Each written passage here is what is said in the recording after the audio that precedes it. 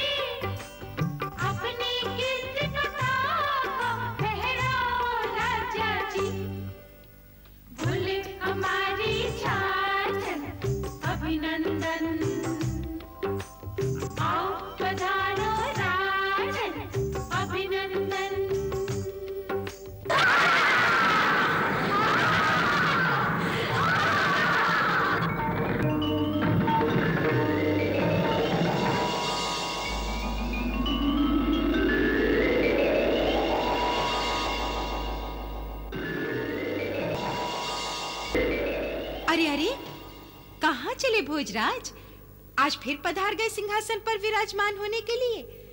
नहीं नहीं पृथ्वीपति, माना कि आप बड़े राजा हैं, पर उतने बड़े नहीं, उतने महान नहीं जितने वीर विक्रमादित्य थे, जिनका ये सिंहासन है। इस पर बैठने से पहले थोड़ा सोचिए भोजराज, कहाँ विक्रमादित्य और कहाँ आप। सुनिए, मैं आपको वीर विक्रमादित्य की एक कहानी सुनाती हूँ। एक दिन की बात है, महाराज अपने दरबार में इसी सिंहासन विराजमान थे। मंत्री जी। जी महाराज। पिछले साल हमने उज्जैनी से बाहर के क्षेत्रों में न्यायाधीश नियुक्त कर भेजे थे। हाँ स्वामी। उनका काम कैसे चल रहा है? हमारे प्रजा को वो सही न्याय दे पा रहे हैं या नहीं? जी अच्छा चल रहा है महाराज। ये बात आपकी साधार में क्या है? उन न्यायाधीशों के विरुद्ध कहीं से किसी प्रकार का विरोध या असंतोष की सूचना तो नहीं आई महाराज। यदि प्रजा सहनशील हो तो हम मान लें कि वो सुखी। नहीं महाराज, मेरा ये तात्पर्य नहीं था। आप सभी क्षेत्रों से पिछले दिनों दिए गए न्याय की सूचनाओं को मंगाइए। अपराध क्या था, आरोप क्या था, साक्षी क्या कह रहे थे, अपराधी ने अपने बचाव में क्या कहा, न्याय क्या दिया गया और न्यायाधीश उस निर्णय पर कैसे पहुंचे। जैसे आपकी आज्ञा महाराज। राजा होने के नाते हमारा धर्म कि हम इस बात पर ध्यान दें कि हमारी प्रजा पर न्याय का शासन है। आप परम न्यायी हैं महाराज, आप ही ये बात कर सकते हैं। महाराज कहो। एक ब्राह्मण और एक भाट आपके दर्शन करना चाहते हैं। क्यों? वो दोनों किसी विवाद में उलझे हुए और कहते हैं कि हमारे विवाद का निपटारा केवल सम्राट ही कर सकते हैं। बुलाओ। जैसी आज्ञा।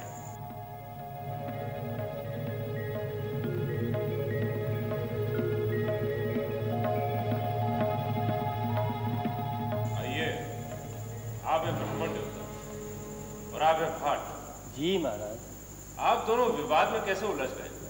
आप ठहरे भाट, चारण, प्रशस्ति गाने वाले, जो भी सुंदर और श्रेष्ठ दिखा उसके गुण गाने लगे। और आप हैं ब्राह्मण, ज्ञाता, ग्रंथ पढ़ने वाले, वास्तविकता समझ जाते हैं। आप दोनों में परस्पर मतभेद किस विषय में हो सकता है? महाराज, कुछ ऐसा ही विवाद है जो सुलझ ही नहीं रहा है। फिर हमने सोचा अब महाराज ही हमारी गुत्थी सुलझाएंगे। सुने तो, ऐसी क्या बात है? विवाद तो साधारण सा है महाराज, पर दोनों के समर्थन में इतने अधिक उदाहरण है कि किसे सच माने। मेरे ब्राह्मण मित्र कहते हैं मनुष्य का भाग्य सबसे बड़ा होता है, जिसका भाग्य बड़ा होता है उसे ही सब कुछ प्राप्त होता है। मेरा यह निवेदन श्रीमान कि कर्म बड़ा है, जो कर्म नहीं करता उसे कोई प्राप्ति नहीं होती। यह तो शाश्वत प्रश्न है, बना है बना ही रहेगा, इसमें मैं क्या उत्तर दूंगा? फिर भी मैं इस पर सोचूंगा, विचार करूंगा और फिर आपको कहूंगा। आप जो भी कहेंगे महाराज, वह हमें मान्य होगा। आप भाग्यशाली भी है और जो भी आपने प्राप्त किया है अपने कर्म से, परिश्रम से ही प्राप्त किया है। आप दोनों कहाँ के रहने वाले हैं? हम पाशी के ग्राम से आए हैं महाराज। जब तक मैं आप दोनों के प्रश्नों का उत्तर नहीं देता, आप यहीं ठहरिए। मंत्री जी। जी महाराज। इन दोनों मित्रों के एक साथ ठहरने की व्यवस्था कीजिए। जो आज्ञा महाराज। कल सुन लेना, महाराज भाग्य के समर्थन में बोलेंगे। अरे ऊंचा भाग्य लिखा कर न लाते तो इतना बड़ा राज्य मिलता विक्रमादित्य को। सम्राट विक्रम ने यह राज, यह कीर्ति अपने बाहुबल से प्राप्त की है। किसी ने वरदान नहीं दिया था उन्हें। ये लीजिए, महाराज ने आपके लिए भोजन बनाने की पूरी सामग्री भेजी है। जलाने के लिए ईंधन भी बाहर रखा है। आप अपना भोजन खुद ही बना लीजिए। ये थाली आपकी है और ये थाली आपकी है। वाह, अब ठीक है।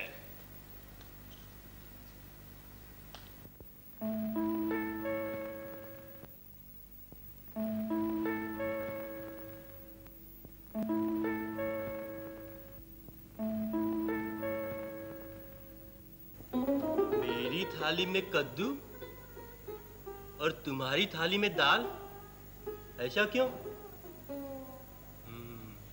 महाराज ने सोचा होगा मैं चारण हूँ, भाजी खाना मुझे दाल खाने से अच्छा लगेगा। और मैं ठहरा ब्राह्मण, जन्म से दाल खाने वाला, इसलिए मेरे लिए दाल भेज दी। जो भी हो, चलो भोजन बनाने की तैयारी करें, भूख लग रही है।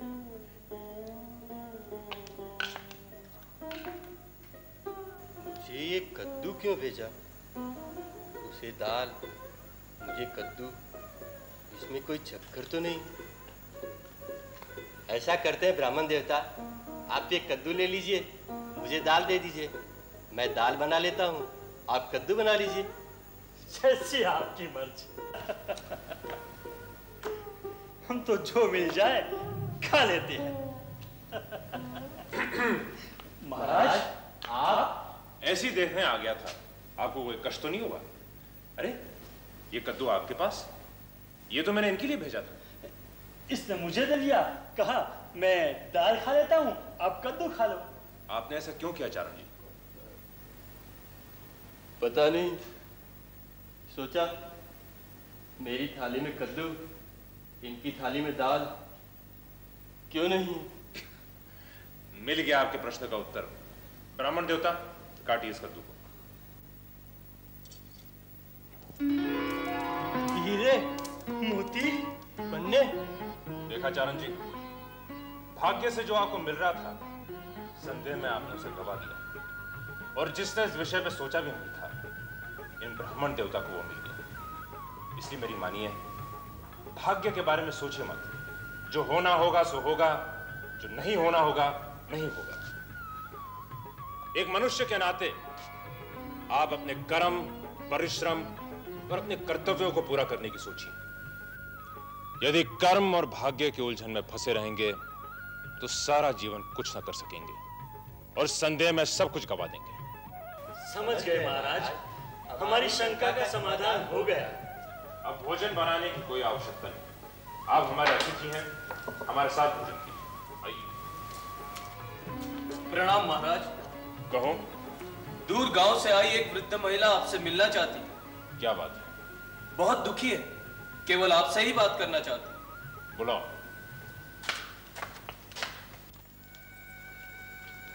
कहो मां, क्या कष्ट है? क्या बताऊं महाराज, मेरे दोनों पुत्र हत्या के अपराध में पकड़े गए। उन्हें प्राण दंड दिया जा रहा है, उन्हें सूली पे चढ़ाया जा रहा है महाराज। यदि तुम्हारे पुत्रों ने हत्या की है तो उन्हें अपराध का दंड तो दिया जाएगा, उसमें मैं क्या कर सकता हूं? वे हत्यारे नहीं है, उन्होंने हत्या नहीं की। ये तो मां की भावना है। प्रमाण क्या कहता है? प्रमाण मेरे बेटों के विरुद्ध है महाराज। उन्होंने हत्या न की होगी, इसका कोई प्रमाण नहीं। पर मेरा मन कह रहा है वो निरपराध है, वे हत्या कर ही नहीं सकते, वे हत्या की कल्पना तक नहीं कर सकते। यदि उन्हें प्राण दंड दिया गया तो घोर अन्याय होगा महाराज, तुम्हारे राज में घोर अन्याय। निरपराधी मारे जाएं और तू देखता रहे इतना सामर्थ होकर। न्याय हो चुका, तेरे दोनों बेटे अपराधी सिद्ध हो गए। कल उनका निर्णय होगा, कल न्यायाधीश बैठकर मेरे बेटों के अपराध पर विचार करेंगे। तू जा मां, यदि तेरे बेटों ने हत्या नहीं की है उन्हें दंड नहीं मिलेगा, निश्चित रहे। तेरा ही भरोसा रह गया बेटा। हमें तुरंत जाना पड़ेगा। यदि इस बुढ़िया के दोनों बेटे सचमुच निर्दोष हैं, तो उनके साथ किए गए अन्याय का भागीदार मुझे भी होना पड़ेगा। राजा तो मैं हूं ना। मेरे राज्य में कोई अन्याय नहीं होना चाहिए। आप धन्य हैं महाराज, आप महान हैं। आप कर्म से भाग्य को बदल सकते हैं, दुर्भाग्य को श्रम से बदल सकते हैं।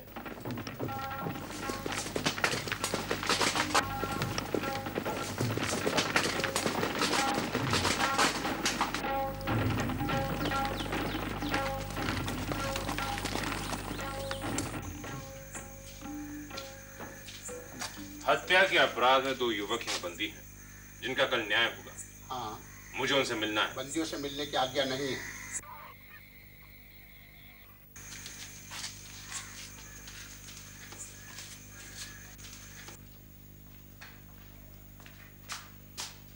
तुम्हारा नाम क्या है? जी ब्रह्मदत्त। और तुम्हारा? यज्ञदत्त। क्या तुम दोनों ने मिलकर हत्या की है? हमने नहीं की हत्या, झूठा आरोप है हम पर। हाँ। मुझे इस घटना के बारे में बताओ। ये सब हुआ कहाँ? जंगल में। तुम दोनों वहां क्या करने गए थे? हमारी बात पर कौन विश्वास करेगा, पर यह सच है महाराज। हम प्रतिदिन जंगल में चिड़िया देखने, उसका स्वर सुनने और चिड़िया की बोली का अध्ययन करने जाते हैं। चिड़िया की बोली का अध्ययन? जी, हमारा विश्वास है कि पंछी जो बोलते हैं उसका स्वर समझा जा सकता है। उस दिन हम ऐसे ही करते वन में भटक रहे थे।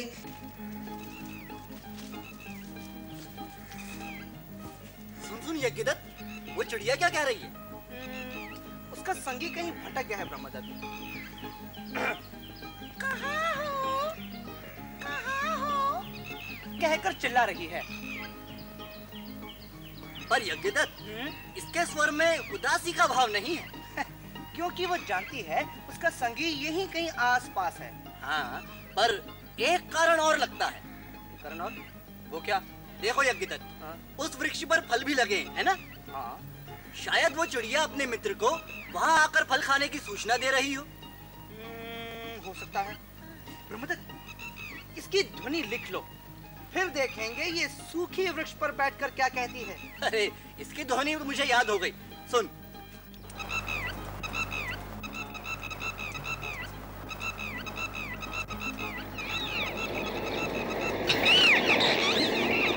ये क्या हुआ? वो चिड़िया इतनी जोर जोर से चिल्ला क्यों रही है? लगता है कोई बात है। चलो चले, चलो।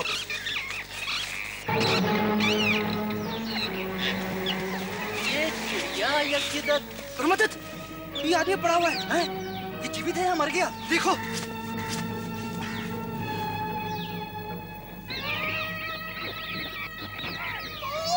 अरे ये क्या? तुम लोगों ने मार डाला? मेरे साथी को मार डाला? अरे तुम लोगों ने मेरे साथी को मार डाला? कि हम उसे सच्चाई समझाएं।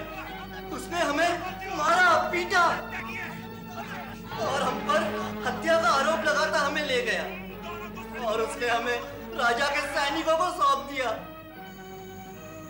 तो तुम्हारा कहना है कि वो चिड़िया ने तुम्हें बुलाया और कहा देखो यहाँ लाश पड़ी है? हाँ, पर हम जानते हैं कि हमारी बात पर कोई विश्वास नहीं करेगा। अब मरने के अतिरिक्त और कोई राह शेष नहीं। ठीक है, कल न्यायालय में मिलेंगे।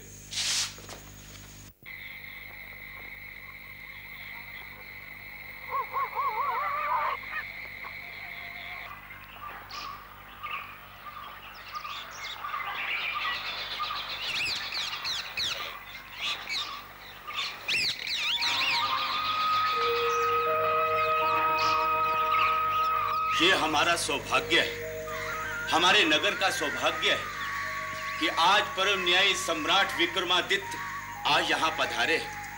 मैं आप सब लोगों की तरफ से इनका अभिनंदन करता हूँ। सम्राट विक्रमादित्य की जय। मैं न्यायाधीश हूँ। जब न्यायाधीशों के न्यायाधीश यहाँ हमारे बीच उपस्थित हों, तो ये स्वाभाविक है कि आज का न्याय वो करेंगे। अपराधियों को सम्राट के सामने उपस्थित किया जाए।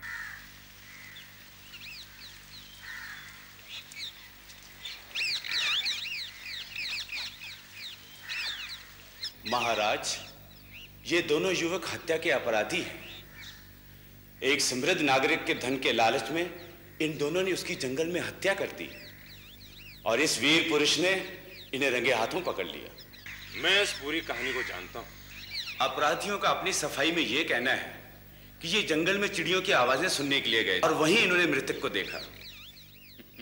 मैं ये बात भी इन दोनों से सुन चुका हूं। एक न्यायाधीश के नाते मैं इनके तर्क को हास्यास्पद मानता हूं। इसमें संदेह नहीं कि ये दोनों हत्यारे हैं। धन के लालच में यह हत्या की गई। मैं इन दोनों युवकों की सफाई भी सुन चुका हूं। तुम दोनों चिड़िया की बोली समझते हो? हम समझने का प्रयत्न करते हैं महाराज। अच्छा, तो ये बताओ, इस पेड़ पे जो चिड़िया लगातार चै चै कर रही है वो क्या कह रही है?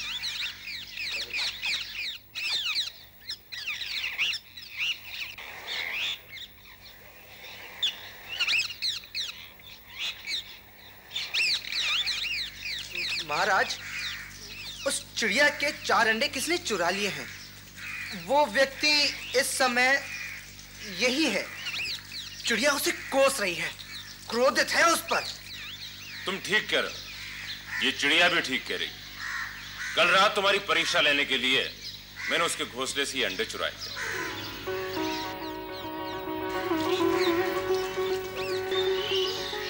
इसके बाद तो ये दोनों युवकों की योग्यता में संदेह नहीं रहता। ये हत्या के उद्देश्य से जंगल में नहीं गए। हाँ महाराज, पर प्रश्न ये उठता है, यदि इन्होंने हत्या नहीं की तो फिर ये हत्या किसने की? वो भी पता चल जाएगा। पहले निर्दोषों को छोड़ दो।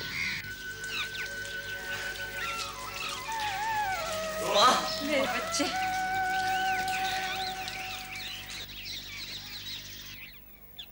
उस दिन तुम जंगल में क्या करने गए थे? मैं वहां ऐसे ही आया था महाराज।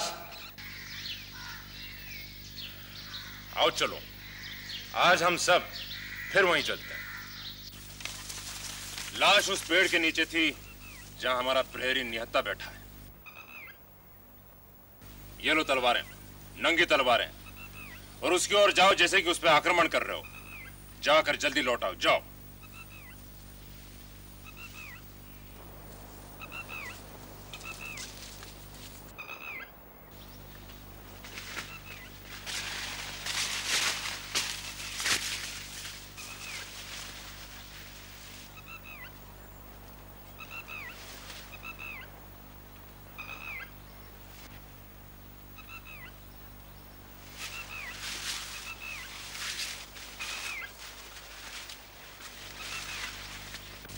अब तुम जाओ, ये खुली तलवार ले उस प्रहरी की तरफ जाओ।